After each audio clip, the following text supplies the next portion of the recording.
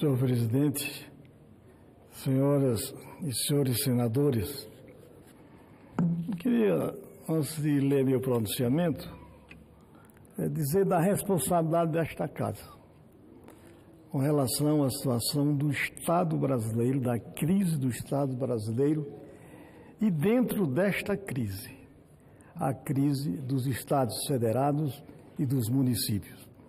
É preciso que tenhamos um espírito muito elevado para quando realmente começarmos a discutir a grande reforma que a sociedade e o próprio Estado, através de suas autoridades, está a reclamar e a exigir.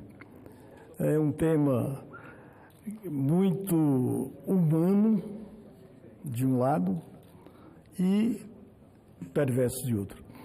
Mas eu tenho convicção e certeza que esta casa, que é a casa do entendimento, do diálogo, da moderação, sei o que ela saberá buscar nessas grandes crises e situações delicadas, uma saída, sobretudo que tenha como foco o bem-estar coletivo.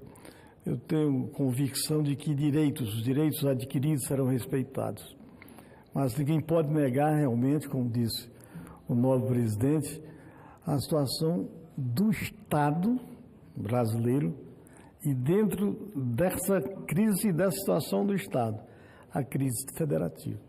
O Estado do Piauí, o senhor fez referências elogiosas, nós sabemos que hoje 1 bilhão, o Estado tem um orçamento pequeno, mas dentro desse orçamento 1 bilhão foi o que se gastou o ano passado para cobrir o déficit da Previdência, de metade dos servidores.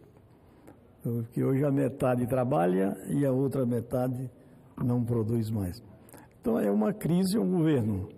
O nobre senador Painhas conhece muito bem. O governo hoje, pelo 4º mandato do Wellington Dias, do PT, e ele tomou uma série de providências com relação à situação caótica da Previdência do Estado do Piauí. Inclusive, foi o primeiro Estado do governo do Wellington a elevar a contribuição, que era de 11% para 14%. Ele o fez há 2 anos, mais ou menos. E ele está liderando também o Fórum de Governadores, inclusive partindo do princípio de que os estados estão ingovernáveis. Mas já visto que nós acabamos de ouvir aqui. Então, eu vou também tratar de outro tema que diz respeito à segurança pública e também à corrupção. Vejamos o que tem acontecido nesse país nos últimos anos, principalmente com relação aos fundos de pensão e outras coisas mais. Então, senhor presidente, eu queria iniciar o nosso pronunciamento dizendo que no dia 19 de fevereiro, o senhor ministro da Justiça e Segurança Pública, Sérgio Moro, encaminhou ao Congresso Nacional a tão esperada proposta da lei anticrime. É um pacote de medidas ambicioso que faz alterações cirúrgicas em nossa legislação penal.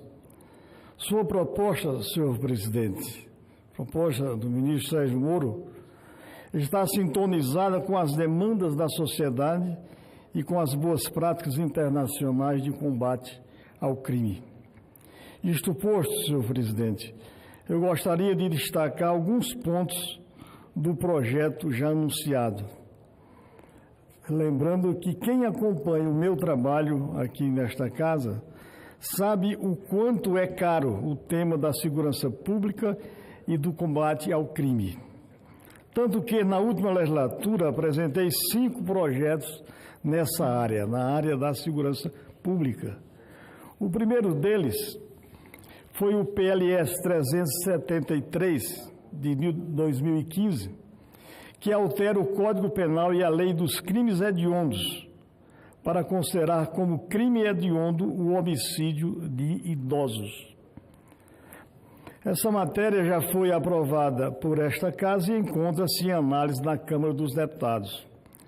Já em 2017, apresentei o PLS 483 para permitir a utilização pelas polícias civil, federal, a rodoviária federal, polícias militares, de veículo automotor apreendido, cuja procedência e propriedade não puderam ser identificadas. Conforme o projeto, o veículo será empregado em atividades exclusivas de segurança pública, mediante autorização judicial e comprovação do interesse público. A proposta busca conferir destinação útil a milhares de veículos apreendidos e sem identificação, que abarrotam os depósitos públicos, dando, desta forma, às polícias subsídio material para o exercício de suas atribuições. Senhor presidente, senhoras e senhores deputados, tenho defendido também, e já me manifestei diversas vezes neste plenário, o projeto de resolução 39 de 2017, que cria nesta Casa a Comissão Permanente de Segurança Pública, com o objetivo de tratar com maior especificidade e celeridade as matérias atinentes a esse tema tão importante. No ano passado, de outro lado, propus o PLS 128 de 2018, que altera o Código de Processo Penal para determinar que o inquérito policial seja eletrônico e informatizado em sistema único de âmbito nacional. Este projeto, que será apreciado pela Comissão de Constituição e Justiça nesta quarta-feira, na próxima quarta-feira. Esse projeto busca facilitar o registro, o cruzamento e o processamento de informações nas investigações policiais, melhorando a articulação e o intercâmbio de dados entre as nossas forças de segurança. Senhor presidente, tenho também defendido e já me manifestei diversas vezes nesse plenário o projeto de resolução 39 de 2017, que cria, aliás, a me referir à Comissão Permanente, aliás, já me referi a este assunto, Comissão Permanente de Segurança Pública. Apresentei também o projeto de lei 179 de 2018, que altera o Código Penal e a Lei de Execução Penal, condicionando os benefícios do preso, como a progressão de regime e a saída temporária à coleta do seu material genético. Como muitas infrações deixam vestígios biológicos, como cabelo, esperma, saliva, sangue, é importante o cadastro do perfil genético de presos, para ajudar na resolução desses crimes, seja em forma de determinação da autoria do delito ou demonstrando a inocência de pessoas indevidamente acusadas. Senhor presidente, senhoras e senhores senadores, essa ampliação do banco de perfis genéticos que proponho no PLS 179 é também uma matéria da proposta do ministro da Justiça. Hoje, a identificação é restrita a alguns tipos do crime, como aqueles de natureza sexual. Mas quando o crime prescreve, essas informações são excluídas do banco de dados. Pela nossa proposta, os condenados por crimes dolosos serão geneticamente identificados já na chegada à unidade prisional. Serão identificados também aqueles que já estiverem cumprindo a própria pena. A exclusão de perfil genético do banco de dados, aliás, do banco de DNA, só ocorrerá de duas hipóteses: a exclusão automática, no caso de absolvição, ou por requerimento, se já decorridos 20 anos do cumprimento da pena. Meu nobre e estimado senador Álvaro Dias, e tem se preocupado tanto com essa questão, não só de corrupção, como da impunidade em nosso país. A proposta do ministro Sérgio Moro também altera disposições sobre o Instituto da Legítima Defesa, hoje definida em lei como uma situação em que o agente, usando moderadamente os meios necessários, repele agressão injusta, atual ou iminente, a alguém, aliás, a algum direito seu ou de outra pessoa.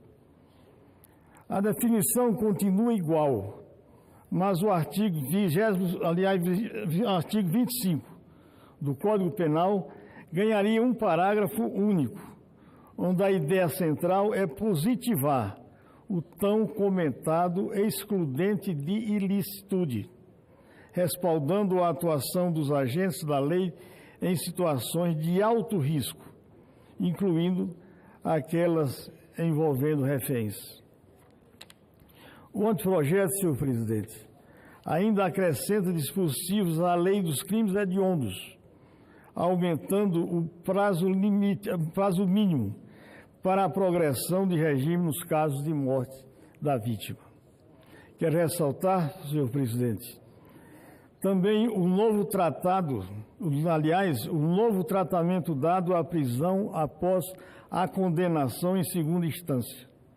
Como todos sabem, desde 2016, por maioria apertada, 6-5, me parece, o Supremo Tribunal Federal entendeu que essa prisão é possível, mas há uma discussão doutrinária acalorada em torno do princípio da presunção da inocência. Pelo texto, senhor presidente, senhoras e senhores senadores, pelo texto apresentado, a partir da condenação em segunda instância, será permitido o início da execução da pena.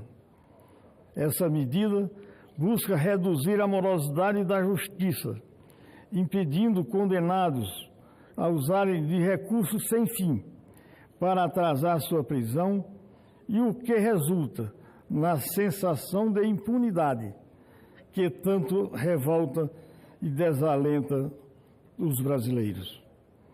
Outros dois pontos muito relevantes, senhor presidente, da proposta são a reformulação do conceito de organização criminosa e a obrigatoriedade de que os líderes dessas organizações cumpram pena em presídio de segurança máxima.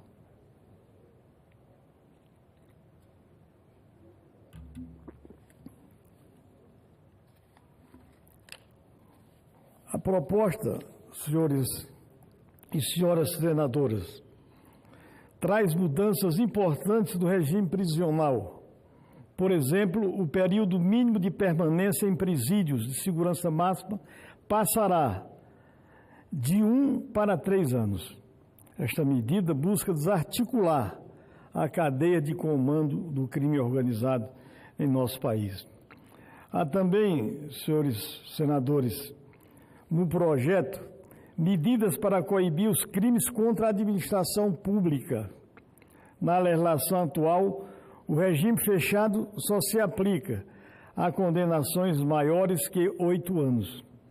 Pela proposta, todos os condenados por crimes de corrupção ativa, corrupção passiva e peculato, independentemente da duração de sua pena, terão de iniciar o seu cumprimento em regime fechado.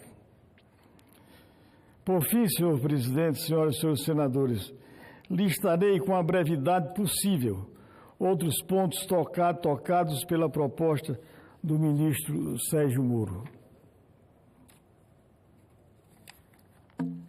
Ela traz figura do informante do bem. A proposta do senhor ministro traz a figura do informante do bem, que não se confunde com o infrator de delação premiada ou colaboração. Também consolida o Instituto Jurídico da Solução Negociada mediante confissão de culpa. São institutos jurídicos modernos, amplamente utilizados no direito europeu e norte-americano, e certamente ajudarão no combate ao crime no Brasil, dando celeridade à nossa justiça. O projeto, senhor presidente, também endurece as penas para crimes cometidos com arma de fogo, além de aperfeiçoar disposições sobre a investigação criminal e perdimento do produto do crime.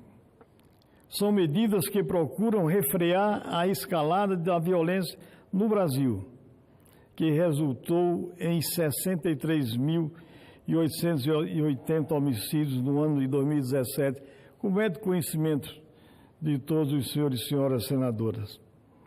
Estamos falando de uma vergonhosa taxa de 30,3% assassinatos para cada 100 mil habitantes, uma das maiores do mundo.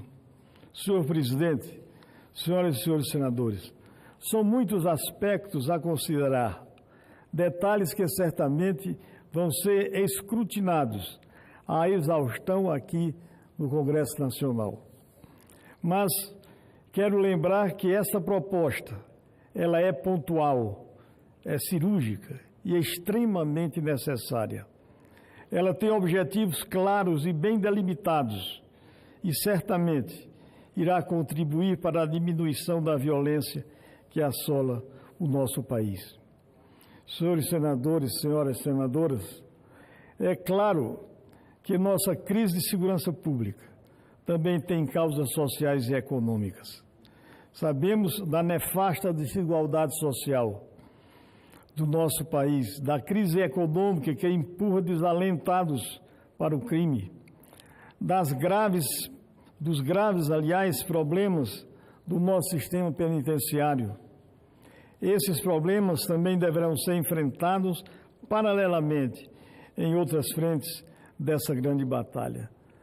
Daí, senhor presidente, eu queria insistir na nossa proposta de resolução à mesa do Senado, de criarmos aqui nesta casa, que é a Casa da Federação, que trata das questões de Estado, dos Estados membros da Federação, e nós temos aqui uma comissão exclusiva para tratarmos das questões relacionadas à segurança pública. Esse é um dos graves problemas. Lembro-me, senhor presidente, que em 1963, ainda jovem, presidente de um diretório acadêmico no Rio de Janeiro, uma passagem pelo Rio, o Carlos Werneck de Lacerda, governador do então estado da Guanabara, ele chamava a atenção do país, ele chamava a atenção dos cariocas para a situação que iniciava um estado paralelo à época, há mais de 55 anos, nos morros do Rio de Janeiro. E vejo, tenho acompanhado como servidor público, não só no Rio, Fortaleza, a cidade, aliás, a capital do estado que eu nasci, no Piauí, onde me encontro, ao lado do estado do Maranhão, é um desespero, é uma desesperança, é muita desilusão. E o Estado ainda, apesar de toda a legislação disponível, de todos os avanços da parte legal, ainda não avançou de fato para o enfrentamento do crime. As organizações criminosas neste país, senhoras e senhores senadores, dominaram os cantos e recantos de muitas cidades, capitais, metrópoles, e vencendo o Estado. O Estado impotente, quando eu me refiro a Estado, é o nacional, é a União, os Estados, os membros da Federação, é aqui o Distrito Federal, são os municípios, não há mais segurança. Tomei conhecimento ontem, através de um portal da cidade de Corrente, do interior do Piauí, o avô, aliás, um bisneto, assassinou o seu bisavô, com mais de 18 anos para roubar. Isso no interior do estado do Piauí. Muitas outras questões que poderíamos aqui citar, mas a realidade é que é aqui no Senado da República. Vi que o nosso grande senador Paim tratar das questões relacionada à Previdência, mas o povo está preocupado com a segurança, com a saúde pública, que não existe nesse país, e por trás dela a corrupção. Corrupção mesmo na aplicação dos recursos na área da saúde, na área da educação. É um Estado que está se diluindo. É um Estado em que a sociedade não mais acredita nele. Daí a necessidade que temos hoje, mais do que nunca, de darmos uma resposta. Aliás, sejamos justos, o governo que aí está chegou através de um fenômeno eleitoral, político eleitoral. Há uma esperança, mas nós não podemos deixar essa esperança morrer. Temos a responsabilidade de nos colocarmos, inclusive, acima dos partidos e das ideologias que sempre nos nortearam. Os nossos projetos pessoais, de senadores e deputados federais, estão acima dos interesses nacionais e, sobretudo, dos interesses dos mais pobres desse país. Daí a nossa responsabilidade que temos, senhor presidente. E eu deveria ter falado mais, senhor presidente, de improviso.